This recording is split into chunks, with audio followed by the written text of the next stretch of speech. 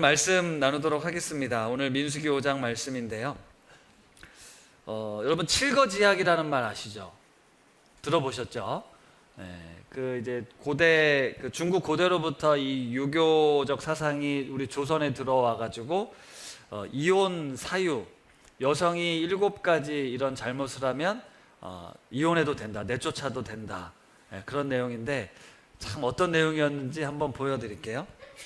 첫째, 시부모를 잘 섬기지 못한 죄. 조선시대에 안 태어난 게 너무 감사하시죠? 이게 불효다 이래서 했고요. 아들을 낳지 못한 것. 저희가 조선시대 태어났어야 되는데 참 아쉽습니다. 조선시대 때는 아들을 낳지 못하면 가문의 대를 잇지 못한다 해서 이혼 사유가 됐고요. 부정한 행위, 이게 이제 음행한, 간음하는 일들도 그때 있었기 때문에. 그 다음에 네 번째가 질투입니다. 질투. 그때는 이제 첩제도가 있었잖아요. 그래서 본처가 새로 들어온 첩이 이제 남편이 더 사랑하면 그걸 질투를 하잖아요. 그러면 이제 내쫓김을 당할 수 있었던, 법적으로 내쫓을 수 있었다는 거고요. 그 다음에 나병이나 간질 같은 유전병이 있었고, 6번째, 말이 많은 것. 남편이 얘가 말이 많네? 그러면 이혼 사유가 됐다라는. 참 이게 왜 그랬을까? 가족 공동생활에 불화와 이간질의 원인이 되기 때문에 여성들은 말을 많이 할 수 없었다. 여러분 참 행복한 시대를 살고 계시는 거예요. 그 다음에 7번째가 훔치는 것인데요. 조선 말기에 이르러서는 아들을 낳지 못하는 것과 또 질투, 이런 이 조항은 삭제가 됐어요. 이게 법에 있었던 거예요. 그래서 1908년도가 돼서야 이 칠거지약, 이 오거지약이 우리 법에서 사라졌다. 이런 얘기가 있습니다. 이게 이제 우리나라 이야기인데 사실 우리나라뿐만 아니라 고대에서부터 이런 문화와 관습은 오랫동안 있었습니다. 고대 사회에 이런 얘기가 있어요. 여성들이 뭔가 잘못했다고 의심이 될 때 그 죄를 판별하는 방법으로 신성한 강물에 여성이 돌을 메고 뛰어들어야 됩니다. 죄가 없으면 살아남는 거고요. 죄가 있으면 죽는다고 생각을 했대요. 말도 안 되지 않습니까? 그런 법이 실제로 시행이 됐고요. 중세 시대 여러분 마녀 사냥 들어보셨죠? 진짜 이 마녀 사냥이 아주 유행을 해서 많은 사람들이 죄 없이 죽었는데요. 이 마녀 판별법이 여러 가지가 있는데 그 중에도 비슷한 게 있어요. 마녀 판별법에 마녀는 몸이 가벼워서 날아다닌다 생각을 해가지고 물에다가 이제 돌을 메고 빠뜨리는 거예요. 그러면 가벼우니까 떠오를 거다라고 하는데 사실 어떻게 그럴 수 있습니까? 대부분 다 익사해서 죽었다고 합니다. 중세시대 마녀로 고발이 되면요, 무죄를 받는 경우가 거의 없고 다 죽음에 이르렀습니다. 그 방법을 보니까 결국 죽을 수밖에 없는 판별법을 쓰더라고요. 그러니까 이게 과학적으로 마녀를 어떻게 판별할 수가 없으니까 이제 그런 방법을 썼는데, 이게 무려 18세기가 되어서야 이거 좀 비인간적인데, 이거 비합리적인데, 그 계몽시대 이 과학 문명이 발달하면서 국가가 그전엔 법적으로 마녀 사냥법이 있었던 거거든요. 그걸 18세기가 돼서야 이거는 좀 잘못된 것 같다라고 해서 법에서 삭제가 됐다라는 내용이 있습니다.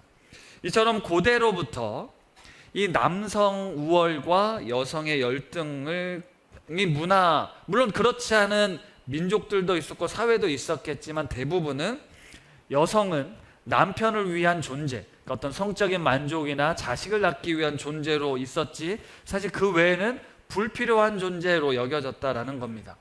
오늘 기록된 이 민수기는요, 모세가 썼다라고 알려져 있는 이 민수기, 그러면 기원전 한 15세기에서 13세기 정도로 보거든요.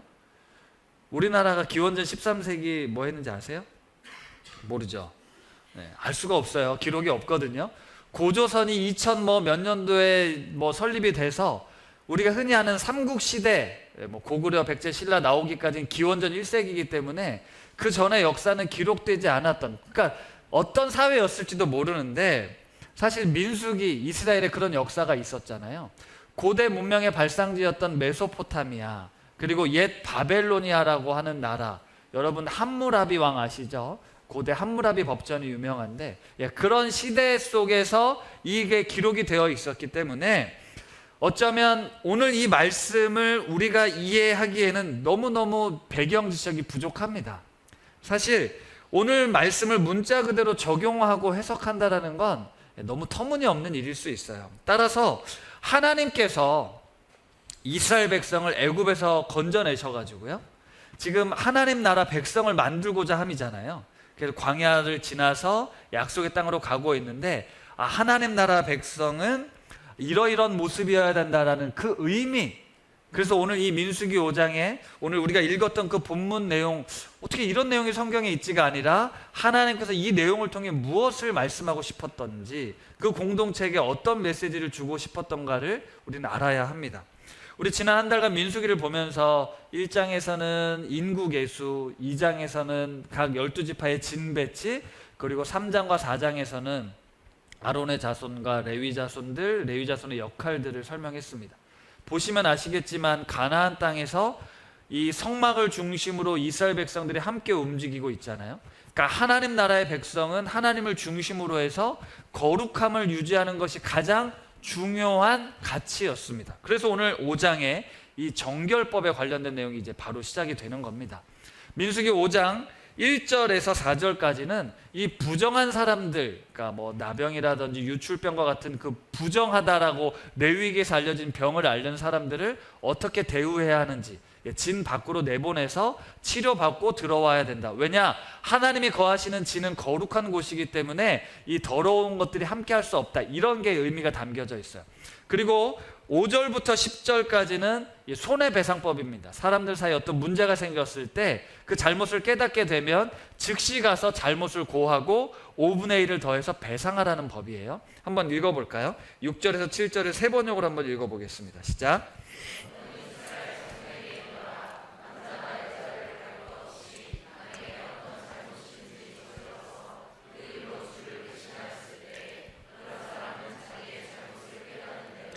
자기가 저지른 잘못을 고백하고 피해자에게 본래값을 하다 5분의 1을 더 얹어서 갚아야 한다.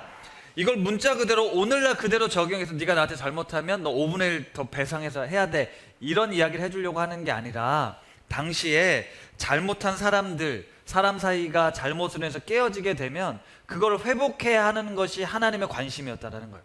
그리고 회복하기 위해서는 이렇게 해라 라고 좀 자세하게 말씀해 주시는 거거든요. 그러니까 이스라엘 공동체 안에 사실 이런 일들이 있지 않겠습니까? 잘못한 일이 생기면 즉시 가서 잘못을 고백하고 그 이상으로 갚아줘야 된다라고 말하는 거예요. 이게 바로 이스라엘의 갖추어야 될 모습이었다라는 겁니다. 마찬가지로 11절부터 31절까지 매우 길게 오늘 이 본문 다 읽지도 않았어요. 이 여성에 대한 의심이 생겼을 때 남편이 어떻게 해야 되는지를 자세하게 설명한 그 이유가 있을 거거든요. 개역개정 성경 본문에 보면 각 소 제목이 달리잖아요. 각 단락의 소 제목. 개역개정 성경책에 보면 이렇게 나와요. 아내의 간통을 밝히는 절차. 그러니까 아내가 뭔가 잘못했을 때 그걸 어떻게 밝히는지 이러이러하라는 절차라고 나오거든요. 이게 제목만 들어도 좀 불편하지 않습니까? 최근에 그 대한성서공회에서 번역된 새한글 성경은 제목을 좀 바꿨더라고요. 남편이 질투심에 사로잡혔을 때. 좀 다르죠? 뉘앙스가 다르지 않습니까? 남편이 질투심에 사로잡혔을 때 가정에 문제가 생기잖아요. 관계가 문제가 생기잖아요. 그럴 때 이걸 어떻게 회복할 수 있는지가 관심이라는 거예요. 이 내용은 부부 사이에 의심이 생기고 그로 인해서 관계가 멀어지게 될 때, 사실 뭐 의심하게 되면 그가 무슨 말을 하든 어디를 나갔다 와도 막 이런 게 의심이 되잖아요. 그러면 관계가 회복되지 않으니까 그거를 해결할 수 있을까라는 그런 관심이었다라는 거예요. 우리 교회가 자주 쓰는 단어 중에 관계라는 단어가 있지 않습니까? 거룩함은 개인의 영성이기도 하지만 그게 전부가 아니에요. 그러니까 하나님과 나와의 어떤 거룩한 영적인 만남, 뭐 신령한 어떤 추구해야 되는 것이 아니라 거룩함은 관계입니다. 하나님과 나와의 관계뿐만 아니라 사람과 사람 사이에서도 거룩함이 중요해요. 여러분, 거룩이라는 가치를 추구할 때 내가 하나님 앞에서 지금 범죄하지 않고 뭐 깨끗하게 또 거짓말하지 않고 말씀 보고 기도하고 있으니까 거룩하지가 아니라, 그것을 넘어서 부부와의 관계, 친구들과의 관계, 가족간의 관계를 통해서 그 거룩함을 하나님은 갖추기를 원하신다라는 거예요. 특별히 이 연약한 자들과 어떤 관계를 맺고 있는가에 하나님의 관심이 있습니다. 나보다 힘없는 사람, 나보다 좀 모자란 사람, 나보다 연약한 사람들 네가 어떻게 대우하고 어떻게 관계를 맺고 있는지에 대해서 이야기를 하고 있거든요. 이게 율법에 담겨져 있는 정신입니다. 오늘 본문 내용을 제가 간략하게 소개해 드릴게요.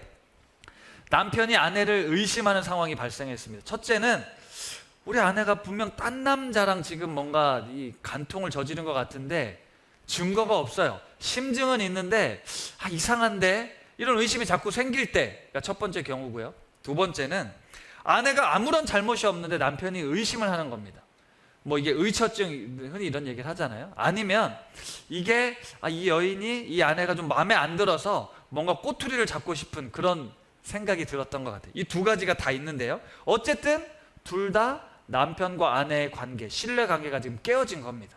깨어진 상태예요. 이 의심의 상태, 이 깨어진 상태, 하나님 보시기엔 거룩하지 않은 상태를 해결하기 위해 이걸 해결해야만 한다라고 말씀하시는 거거든요. 그 해결하기 위한 방법으로 오늘 이 내용을 쓴 건데요. 우선 아내를 제사장에게로 데려갑니다. 보리가루 10분의 1 에바를 제사장에게 드려요. 그 제물에 기름도 붓지 않고 유향도 두지 않습니다. 한번 읽어볼까요? 15절과 16절 말씀입니다. 시작.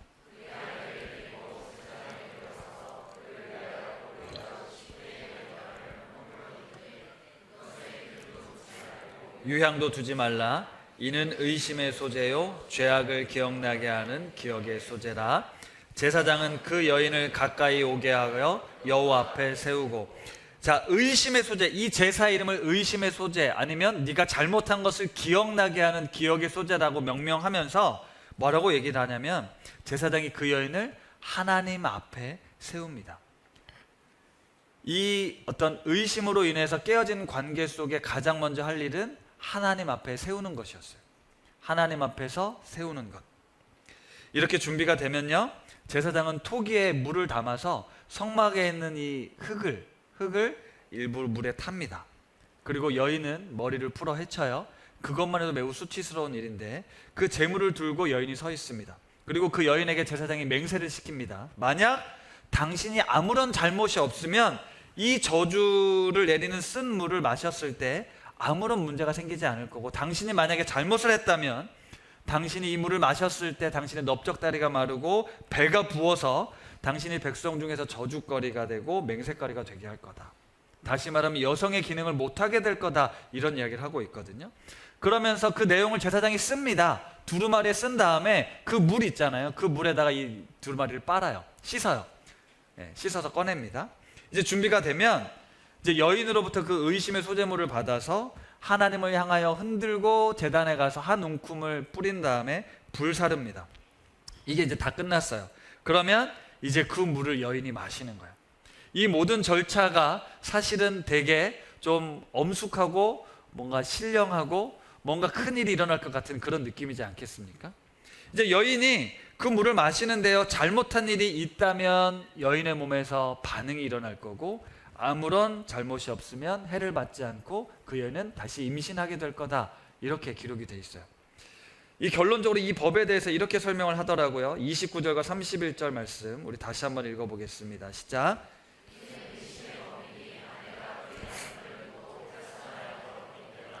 또는 그 남편이 의심이 생겨서 자기 아내를 의심할 때 여인을 여호와 앞에 두고 제사장이 이 법대로 행할 것이라. 남편은 무죄할 것이요 여인은 죄가 있으면 당하리라. 이 마지막에 보면 남편이 뭔가 우리 아내가 잘못한 것 같아서 이런 재판을 부를 때도, 제사를 드릴 때도 그렇고, 그냥 의심이 들어서 할 때도 그렇고, 남편은 아무런 잘못이 없습니다. 아내가 잘못이 있으면 처벌하면 되고, 잘못이 없으면 아무렇지 않게 다시 일상을 사는 거예요. 좀 너무 여성들 입장에서는 억울할 법한 그런 일이거든요. 이 법의 제목을 그래서 의심의 법이라는 법을 만든 거예요.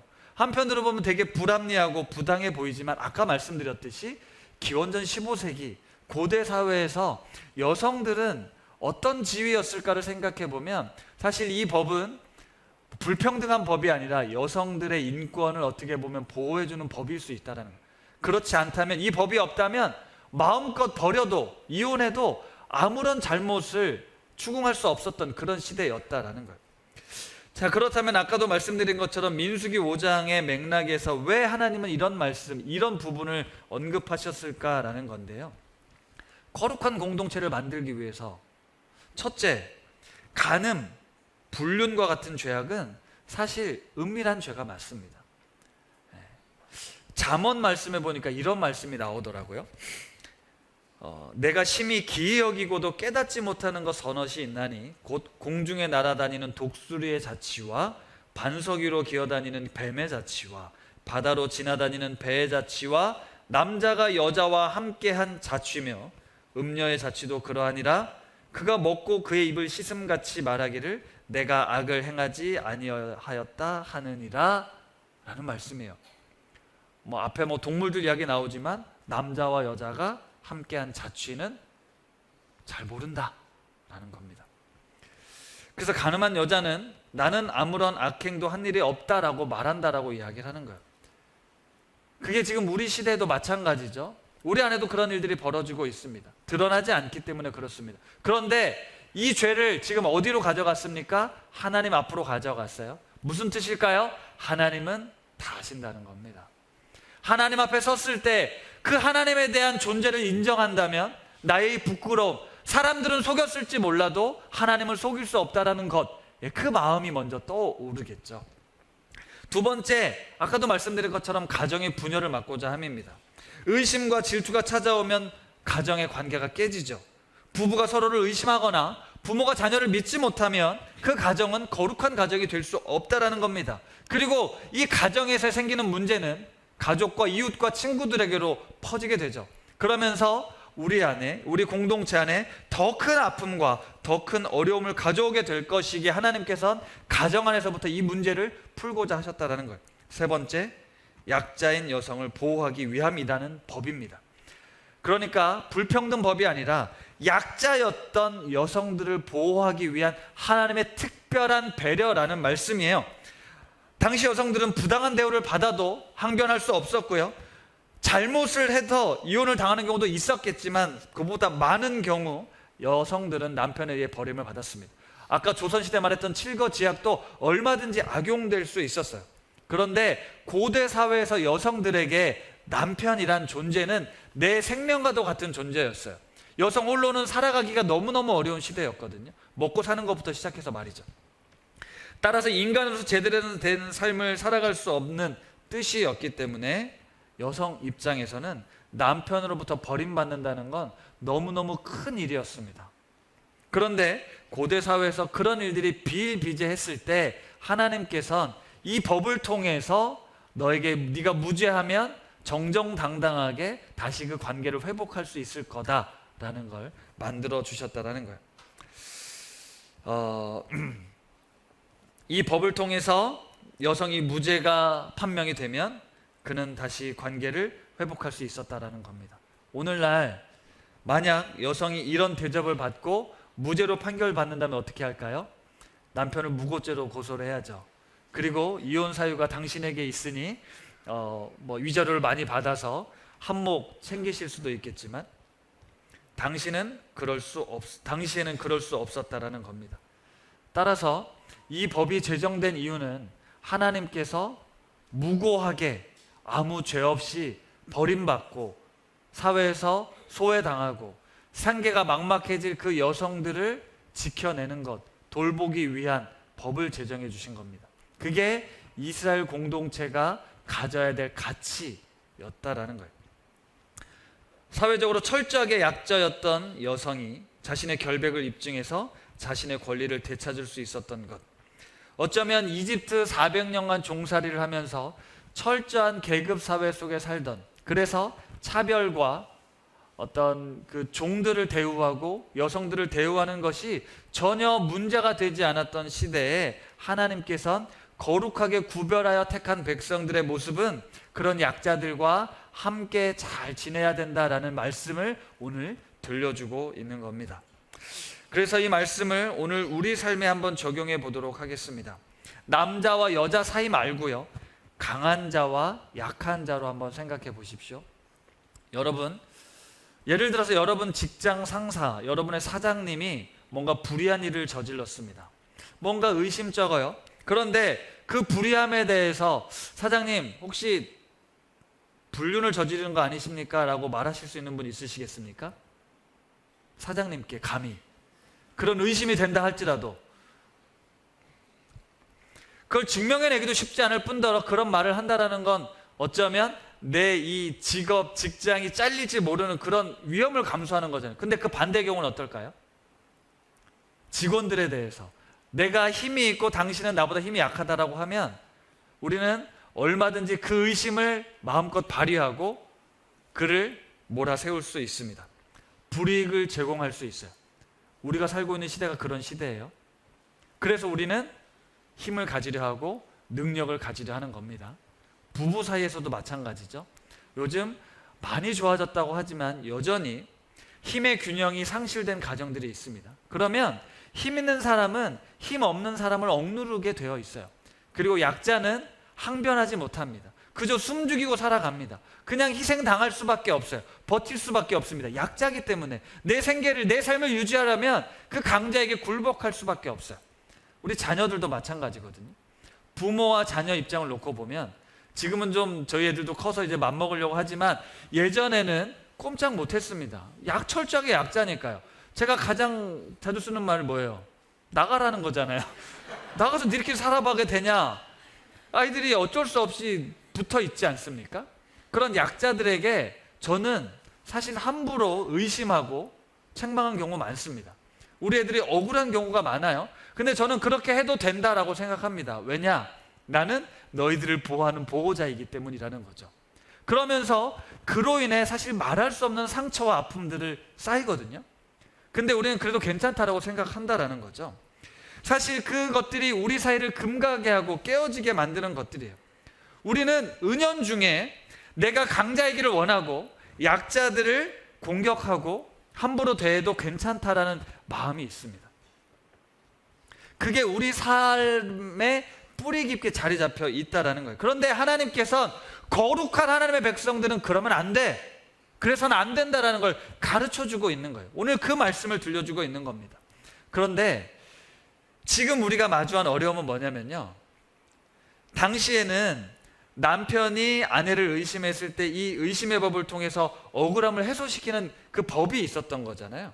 그리고 잘못하면 뭐 벌을 받아야 되지만 뭐 이렇게 의심받아서 억울한 일을 당했을 때는 그 억울함이 해소되지 않겠습니까? 그렇죠? 그런데 오늘날 우리가 이 방법을 쓸 수는 없잖아요. 남편이 아내가 의심된다고 목사님 저주의 스물을 만들어주세요, 마시게 해주세요, 이럴 수는 없잖아요. 지금은 그런 시대가 아니니까요. 그런데 그 정신은 살아있잖아요.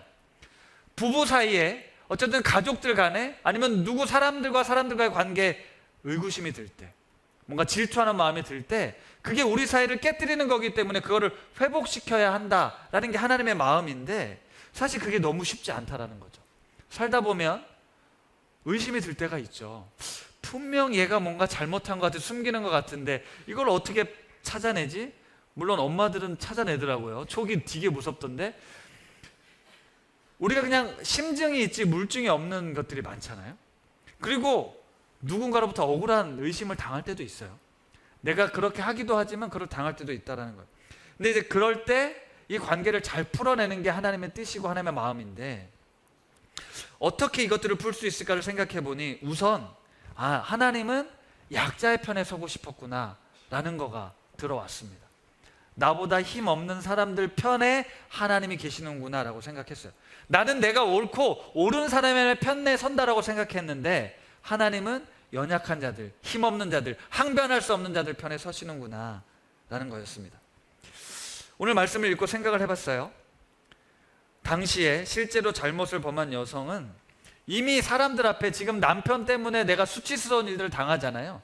그러니까 믿져야 본전이라는 심정으로 이 물을 마셨을 것 같아요. 여러분 한번 상상해 보세요. 솔직하게 대답해 보세요. 아까 말씀드렸죠. 그냥 물에다가요 성막에 있는 흙을 좀 탔고요, 저주의 그 글을 쓴 두루마리를 빨았습니다. 그 물 좀 지저분해 보이긴 했지만 그 물을 마셨습니다. 그러면 어떤 일이 생길까요? 오늘 말씀 그대로 일어날까요? 아니에요? 그냥 배탈 좀 나고 며칠 지나면 괜찮아지지 않았겠습니까? 그게 그냥 우리가 들었을 때 당연한 생각이에요. 물론 그 당시에는요, 고대 사회는 신에 대한 그 두려움이 있었기 때문에 아마 실제로 그런 일이 있었을 수도 있고 이미 그 전에 자수했을 수도 있습니다. 내가 잘못했다라고 용서를 구했을 수도 있어요. 당시에는 그런 행동이 충분히 허용되었지만요, 21세기를 살아가는 우리들은 만약에 이런 법으로 내 의심이 해소될 수 있다면 잘못을 범한 사람도, 간음을 한 사람도 10번이고 20번이고 임을 마실걸요. 마셔도 문제가 생기지 않을 거라고 생각하기 때문에 그렇습니다. 그러니까 우리 사회에 지금 사실 만연해 있잖아요. 의심에 대한 거짓 뉴스도 마찬가지지만, 그럴 때 힘이 없는 사람들이 이로 인해 억울한 일들을 많이 당하고 있는 사회입니다. 그게 남의 이야기가 아니라 나를 통해서도 그런 일이 일어나고 있다는 걸 아셔야 돼요. 그리고 하나님께서는 그런 억울한 일이 없도록 이렇게 자세하게 법을 만드셨다는 의미는 뭡니까? 우리가 그렇게 살아야 된다라는 거거든요. 시시비비를 가리는 것 중요하고 필요한 일입니다. 맞습니다. 그런데 지금 우리가 알고 있는 것처럼 힘을 이용해서, 권력을 이용해서 억울한 누명을 쓰거나 아니면 약자들을 이용해서 얼마든지 이용해도 돼라는 마음으로 내 욕심과 이익을 챙기는 그런 잘못된 행위들을 해서는 안 된다라는 거예요. 세상이 그렇고 남들이 그렇고 다 그렇게 산다고 해도 우리 그리스도인들은 그렇게 살면 안 된다라는 거예요. 그리고 중요한 사실이 있죠. 하나님 앞에서 우리가 살고 있지 않습니까? 내가 그런 의심을 품는 것, 그 마음의 동기를 하나님은 알고 있다니까요. 반대로 내가 억울한 일을 당합니다. 그런데 이것을 증명해낼 방법이 없어요. 그런데 누가 아신다고요? 하나님께서 아신다고요. 비이성적인 방법으로 그때 썼지만 사실 그들에게 해주고 싶었던 메시지는 하나님이 알고 계시고 하나님이 심판자가 되신다. 그러니 두 사이에 의구심을 거두고 그 문제를 해결하는 게 좋아. 그래야 너희에게 원하시는 내 뜻, 그 거룩한 공동체를 이룰 수 있다라는 말씀입니다. 사랑하는 성도 여러분, 우리가 살면서 누군가에게 나도 모르게 피해를 주는 경우가 있습니다. 마찬가지로 나도 억울한 일을 당할 때가 있거든요. 그런 관계들, 그런 문제들을 우리가 풀어야 됩니다. 어떻게 풉니까? 하나님 앞에 나아가야죠. 그리고 나의 이 억울함을 토로하시고 나의 이 안타까움을 토로하십시오. 그리고 하나님께서 그 문제들을 풀어가시도록 그분께 우리의 마음을, 주권을 내어드리는 겁니다. 이것을 내가 내 힘으로 풀어내는 것이 아니라 하나님 앞에서 그 문제들을, 그 관계들을 회복하는 것, 그것이 진정한 거룩이다라는 거예요. 힘들죠? 어렵습니다. 아픕니다. 괴롭습니다. 그런데요, 하나님께 우리에게 말씀하시는 거룩은 그런 모습이었다라는 걸 꼭 기억하십시오. 오늘 민수기서 말씀을 통해 그리스도인 공동체가 광야길에서 어떻게 살아가야 할지를 우리는 배우고 있습니다. 말씀을 마무리하면서요, 고린도전서의 말씀을 한번 보려고 하는데요. 여러분, 작년에 우리가 고린도전서 말씀을 보면서 이런 말씀이 있었어요. 거기에 많은 지체들이 있었는데 고린도 교회 공동체에게 연약한 자들을 먼저 돌아보는 공동체가 되면 좋겠다라고 말씀이 있었습니다. 솔직하게 말씀드리고 여러분도 한번 생각해 보십시오. 우리 교회가 자라고 성장하면서 여러분 교회 오면 어떤 생각이 드세요? 나보다 힘없는 사람? 나에게 별로 도움되지 않는 사람? 오히려 관계를 맺으면 힘들고 신경 쓸 게 많아지는 사람들과 관계를 맺고 싶습니까? 아니요. 똑똑하고 우리 자식 뭔가 좀 도움이 될 만한 사람들, 돈 좀 있는 사람들, 능력이 좀 있는 사람들과 관계를 맺고 싶어 하죠. 목회자들은 안 그럴까요? 저희도 사람입니다. 나와 잘 통하는 사람, 뭔가 도움이 될 만한 사람에게 또 관심을 갖게 되죠. 말로는 연약한 자들을 돌아보자라고 말하지만 그건 피곤하고 힘든 일이거든요. 그런데 고린도전서 말씀을 보면서 연약한 자들을 먼저 돌보는 공동체가 되라. 우리 안에 여러 지체가 있는데 약한 지체가 있다. 그런데 하나님께서 그 약한 지체를 더 귀히 여기고 그들이 더 요긴하다라고 말씀하셨습니다. 왜 그런 줄 아십니까? 그 약한 자들을 돌아보는 공동체가 하나님이 우리에게 원하시는 공동체 모습이기 때문에 그래요. 우리는 우리 공동체를 내가 원하는 방향으로, 내가 기대하는 방향으로 만들어 가려고 해요. 나를 좀 드러낼 수 있고 내 실력을 높일 수 있고 나에게 도움이 될 만한 그런 공동체가 되면 좋겠다 말씀 원하지만, 하나님께서는 너에게 허락된 붙여주신 사람들, 강한 자든 연약한 자든 함께 돌아보는 공동체, 그게 내가 꿈꾸는 하나님 나라라고 말씀하고 있는 겁니다. 고린도전서 12장 24절과 25절 말씀이었어요. 한번 같이 읽어볼까요? 우리 아름다운 지체는 그럴 필요가 없느니라. 오직 하나님의 몸을 고르게 하여 부족한 지체에게 귀중함을 더하사 몸 가운데서 분쟁이 없고 오직 여러 지체가 서로 같이 돌보게 하셨느니라. 아멘. 사랑하는 우신교회 성도 여러분, 저 역시도 늘 이 부분에서 깨어 있으려 하지만 부족한 것이 있을 겁니다. 그럼에도 불구하고 우리 성도님들 한 분 한 분을 그 모습 그대로 귀히 여기고 돌아보는 목회를 할 건데요, 고린도서 12장에 보면 하나님께서 부족한 지체에게 귀중함을 더하사 몸 가운데 분쟁이 없고 오직 여러 지체가 서로 같이 돌보게 하셨다 말씀하십니다. 우리가 같이 돌아봐야 되는 거예요.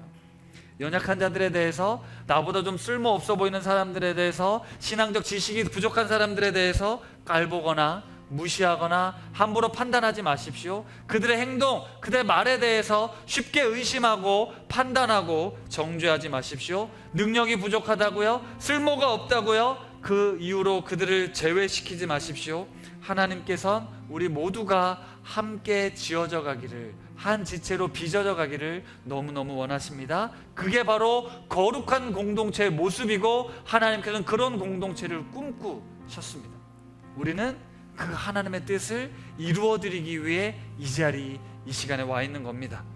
우리 높은 데 우신 공동체가 약자를 돌아보는 거룩한 공동체가 될 수 있기를 간절히 소망합니다. 아니, 강자와 약자, 나는 강자고 너는 약자야를 구분하지 않고 우리가 서로 동등한 존재로 돌아볼 수 있는 그런 공동체가 되어서 우리 안에 있는 의심과 질투와 시기와 미움으로 인해 분열하고 깨어지지 않고 부서지지 않고 하나님 앞에 거룩한 모습으로 하나님 나라를 살아가는 우리 우신 공동체가 될 수 있기를 간절히 소망합니다.